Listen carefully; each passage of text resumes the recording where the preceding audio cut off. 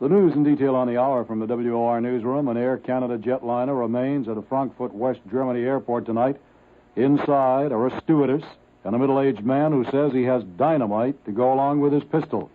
His demands from West German authorities have changed from the release of a jailed Czechoslovak airplane hijacker to the release of imprisoned members of a German anarchist group.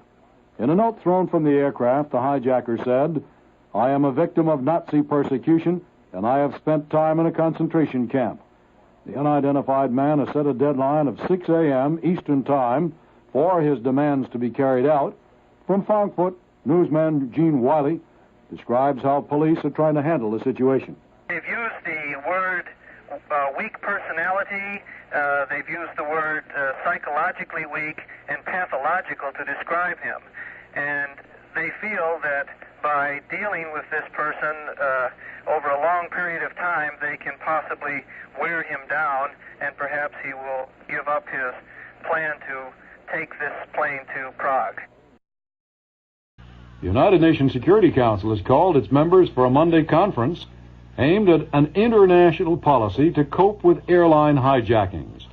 But Monday is also the time of a threatened shutdown of most airline service, as members of the International Federation of Airline Pilots Associations set a 24-hour strike to begin at 2 a.m. on Monday. The walkout call came today at a New York City news conference, and WOR's Mike Whitney was there for this report.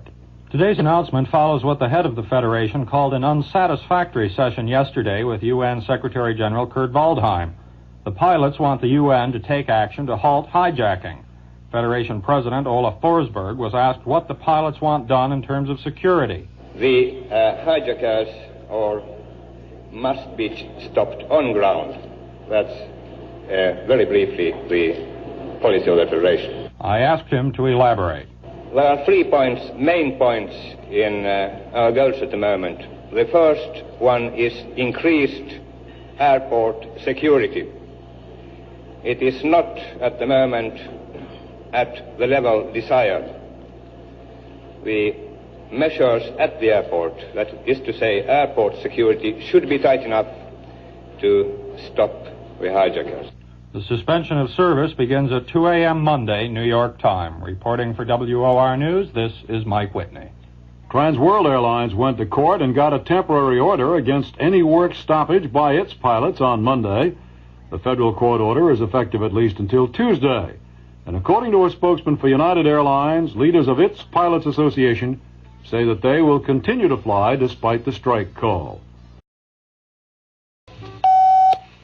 This is the news in detail on the hour from the WOR newsroom. 2 airline hijackings tonight in the United States, still in progress. One apparently with an anti-American political motive. The other is for big money. In Los Angeles, a Western Airlines plane set down under control of a man believed armed with a pistol. He at first wanted the medium-range 727 jetliner to go to North Vietnam, but he changed his destination to Cuba. The aircraft took off a short time ago for Cuba, is now en route for a possible refueling stop in Dallas. The hijacker is said to have given a note to the pilot that said, "The skies of America will not be safe again until the United States government ceases its aggression against the people of Indochina." 65 passengers and the crew remain aboard. Only 11 persons were allowed to disembark in Los Angeles. As for the money air pirate, an unidentified man was last reported aboard an Eastern airliner as it landed tonight in New Orleans. That plane had taken off for a second time from Washington after Eastern satisfied the hijackers' demand for larger denomination bills totaling approximately $300,000.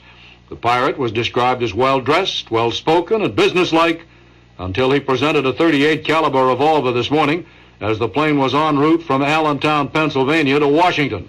All the passengers were allowed to get off the Eastern Airlines plane after the first stop at Dulles Airport in Washington. This is the news in detail on the hour from the WOR newsroom. For a middle-aged airplane hijacker tonight, it could be goodbye Seattle, hello Saigon. The government now has his $2 million ransom and the 15 gold bars that he demanded after capturing a United Airlines jet this afternoon. The plane was first in Reno, Nevada, when the skyjacker rode up to it on a bicycle got on and announced he was in control. All the passengers and the stewardesses were released.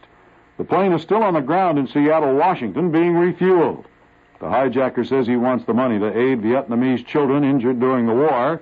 His demand for more weapons was refused by lawmen.